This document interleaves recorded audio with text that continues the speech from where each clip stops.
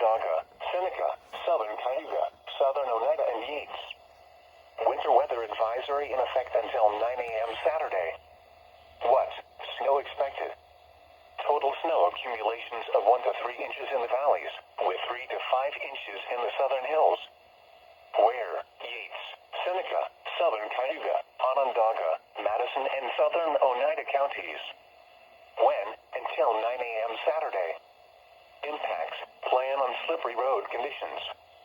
The hazardous conditions could impact the evening commute. Additional details.